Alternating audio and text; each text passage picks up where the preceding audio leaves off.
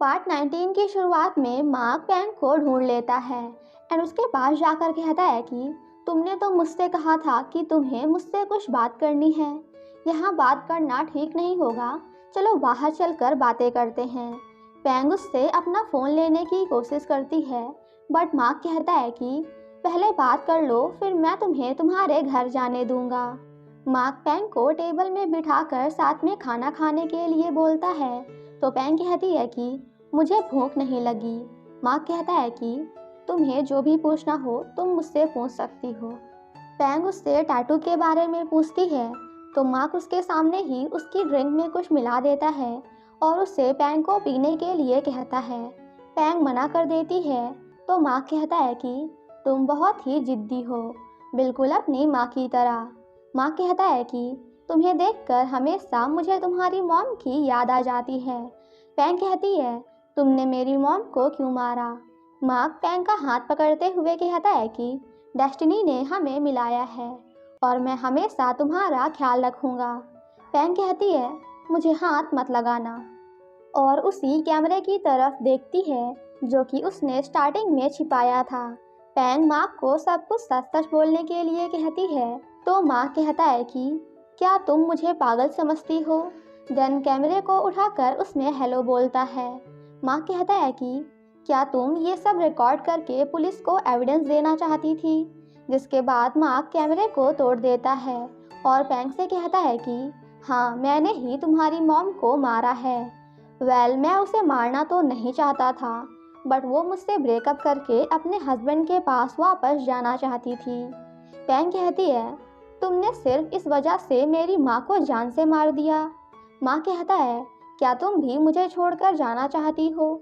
तो पैंग कहती है, मुझे तुम जैसा पागल आदमी नहीं चाहिए। पैंग उसे धक्का दे देती है और चाकू दिखाते हुए कहती है कि मेरे पास मत आना। मार्क स्माइल करते हुए पैंग से चाकू ले लेता है और कहता है कि मैं तुम्हें हर्ट नहीं करना चाहता। वहीं दूसरी तरफ अर्थित होटल में आकर रिसेप्शनिस्ट से मार्क के रूम में जाने की परमिशन मांगता है, तो रिसेप्शनिस्ट कहती है कि पहले मुझे मार्क से कॉल करके पूछना होगा, तो अर्थित उसे रोक देता है। रिसेप्शनिस्ट कहती है कि मैं बिना मार्क से बात किए आपको अंदर जाने की परमिशन नहीं दे सकती। अर्थित को काफ़ी टेंशन हो जाती है।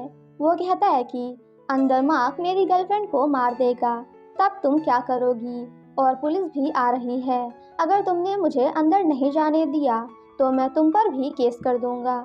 ये सुनकर रिसेप्शनिस्ट डर जाती है और अर्थित को अंदर जाने की परमिशन दे देती है।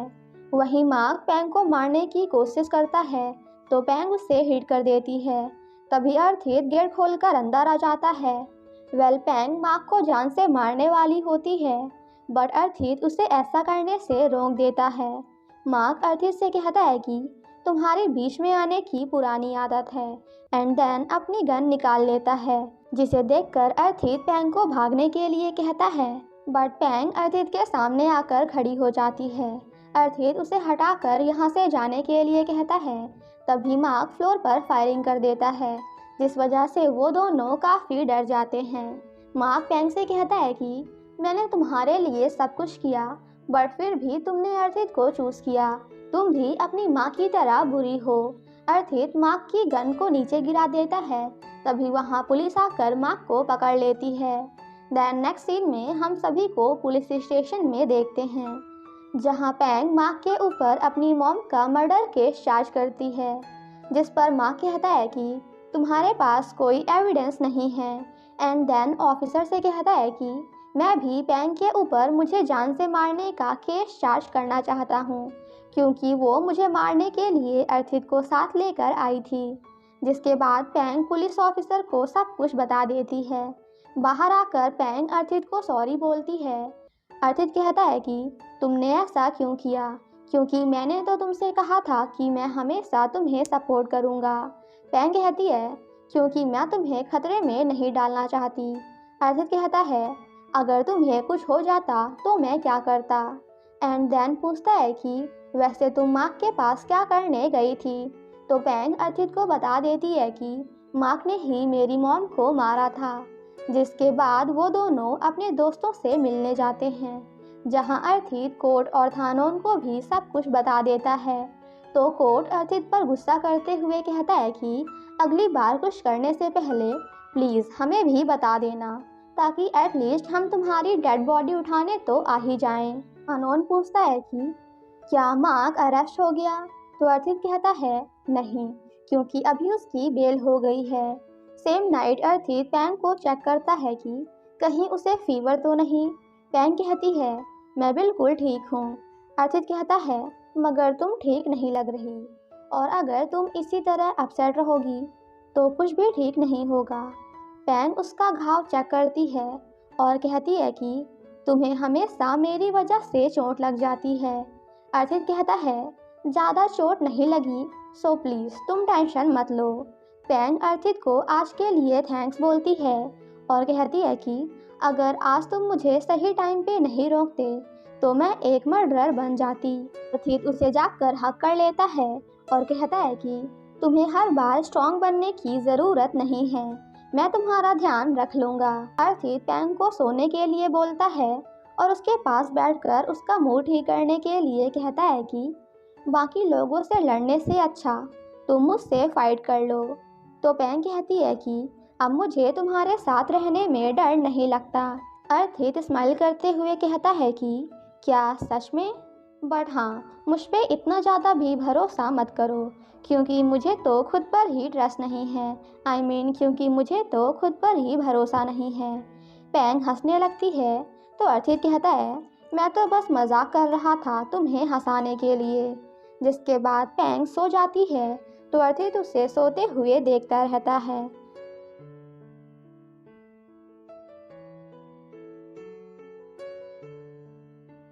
मॉर्निंग में अर्थित पैंग के पास आकर उसे उठाता है एंड कहता है कि ब्रेकफास्ट के बाद हम दोनों डैड से बात करने चलेंगे।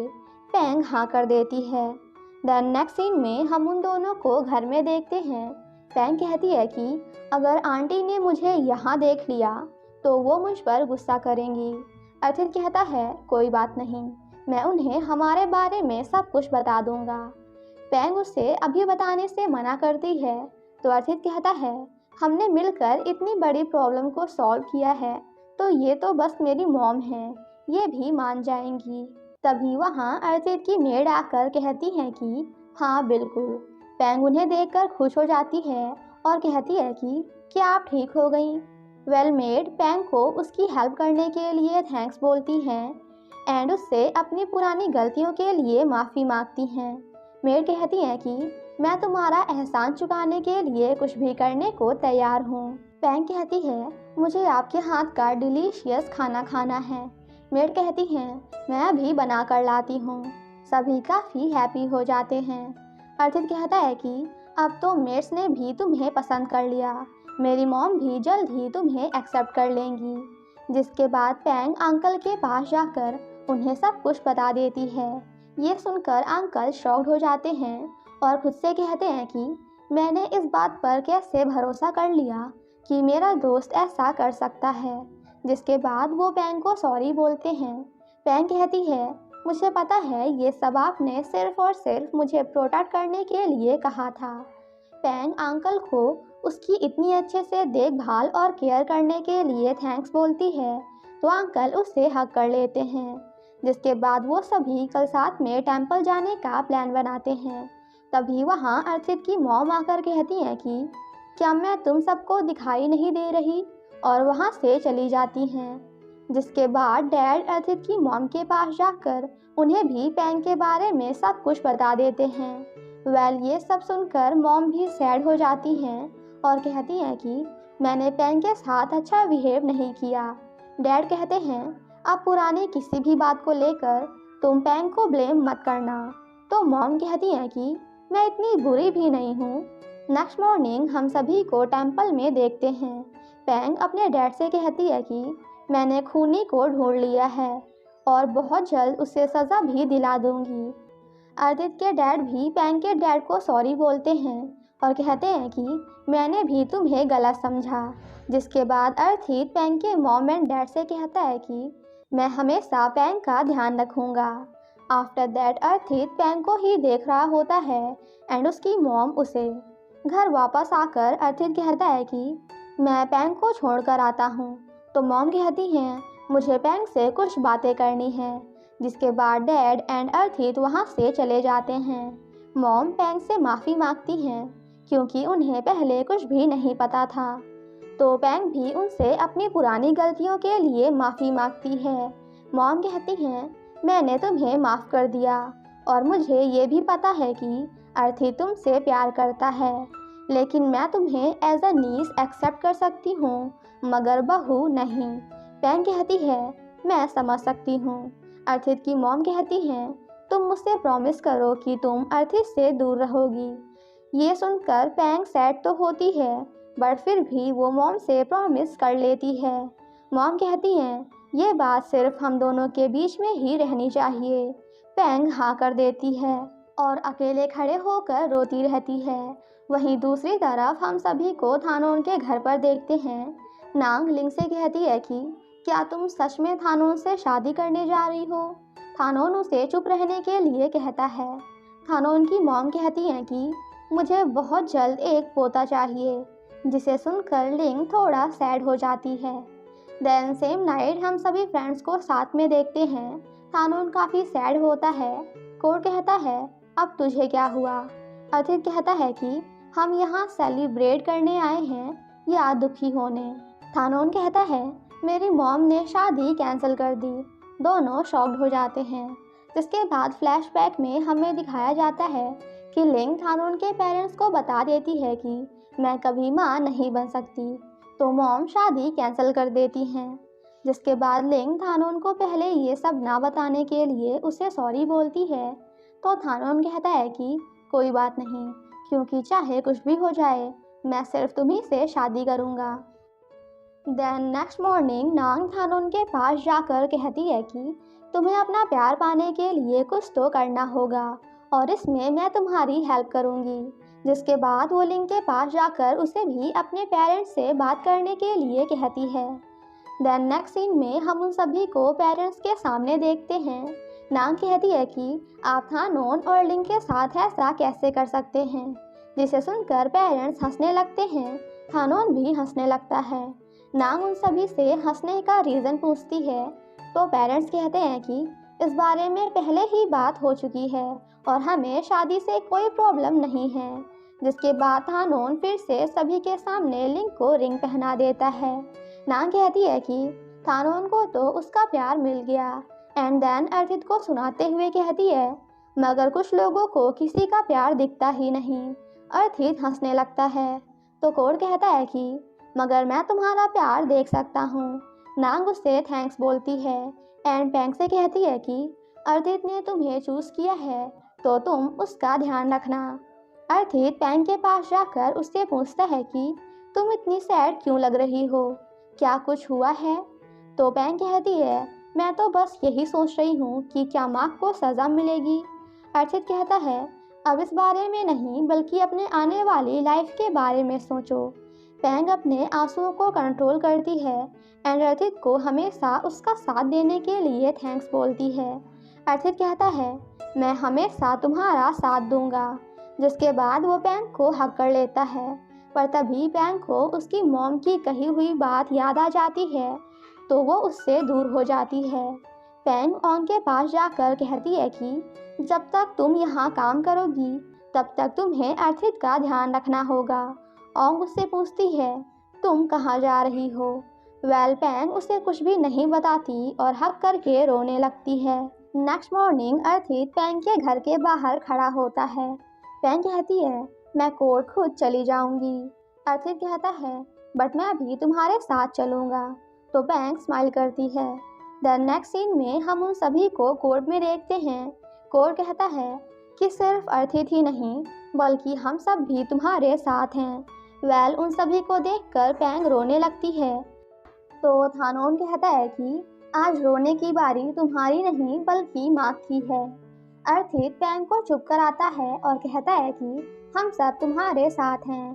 पैंग का लॉयर पैंग से कहता है कि मार्क का लॉयर तुमसे काफ़ी गंदे क्वेश्चंस पूछेगा मगर तुम्हें अपने आप पर कंट्रोल रखना है। पैंग कहती है मैं समझ गई। अर्थित उसे डरने से मना करता है। वहीं मार्क का लॉयर उससे कह रहा होता है कि मैं इस केस को सिर्फ और सिर्फ 1 घंटे में ख़त्म कर दूंगा। तभी पैंग को देखकर मार्क उससे कहता है कि तुम अपने साथ इतने सारे लोगों को लेकर आई हो, क्या तुम्हें डर लग रहा है? ये सुनकर अर्थित उसे मारने वाला होता है, बट थानोन उसे रोक देता है। पैंग कहती है मैं तुमसे नहीं डरती। मार्क का लॉयर कहता है कि ग्रुप में आकर मार्क को डराने के लिए मैं तुम सब पर केस कर सकता हूँ। लिन कहती है तो कर दो, हम डरते नहीं हैं। जिसके बाद मार्क स्माइल करते हुए वहाँ से चला जाता है। थानोन कहता है कि अगर आज हम सभी कोर्ट में नहीं होते तो मैं मार्क को यहीं मारता। अर्थित के पेरेंट्स भी कोर्ट आ जाते हैं तो पैंग उन्हें देखकर काफ़ी खुश हो जाती है। जिसके बाद हियरिंग स्टार्ट होती है। पैंग कहती है मार्क मेरी मॉम का बॉयफ्रेंड था, जिसे सुनकर सभी शॉक्ड हो जाते हैं। पैंग कहती है कि मार्क ने ही मेरी मॉम को मारा है और मेरे पास इस बात का एविडेंस भी है। जिसके बाद पैंग का लॉयर उसे रिकॉर्डिंग ऑन करने के लिए कहता है।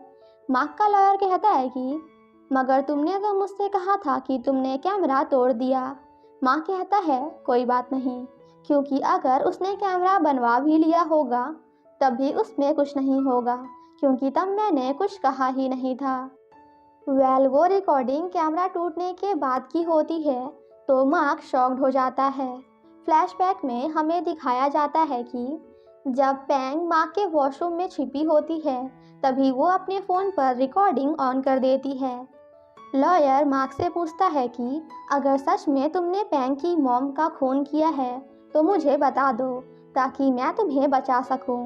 बट मार्क कहता है कि मैंने किसी को भी नहीं मारा एंड वो रिकॉर्डिंग भी झूठी है। जिसके बाद मार्क का लॉयर पैंग को गलत साबित करने की कोशिश करता है। मार्क भी झूठ बोलते हुए कहता है कि मैं तो पैंग से ब्रेकअप करना चाहता था, क्योंकि उससे साइकोलॉजिकल प्रॉब्लम्स हैं और मुझसे ब्रेकअप का बदला लेने के लिए ड्रग्स भी वही लेकर आई थी। ये सब सुनकर वहाँ पे सभी शॉक्ड हो जाते हैं। बाहर आकर मार्क पैंग से कहता है कि मुझे फंसाना इतना आसान नहीं है। तभी थोड़ी देर बाद वहाँ पुलिस आकर मार्क को पकड़ लेती है। मार्क कहता है तुम्हारे पास कोई एविडेंस नहीं है। पैंग कहती है मैं तुम्हारे घर घूमने नहीं गई थी, मैंने तुम्हारी टैटू वाली फ़ोटो, अपनी मॉम की फ़ोटो और डीएनए टेस्ट के लिए तुम्हारे बाल भी लिए थे। पुलिस ऑफिसर्स पैंग को बताते हैं कि तुम्हारी मॉम की डेड बॉडी के पास से मार्क का डीएनए भी मैच हो गया है। जिसके बाद पुलिस मार्क को ले जाती है तो पैंग रिलैक्स हो जाती है। घर आकर पैंग अंकल से कहती है कि मैं यहाँ से अपना सारा काम खत्म करके वापस बैंकॉक जाना चाहती हूँ। अर्थित भी उसकी बातें सुन लेता है और सैड हो जाता है। पैंग उसे देख लेती है बट अर्थित वहाँ से चला जाता है। और इसी के साथ हमारा ये एपिसोड यहीं पे ख़त्म हो जाता है। Thank you so much guys for watching my explanation. Stay safe and healthy. Bye bye.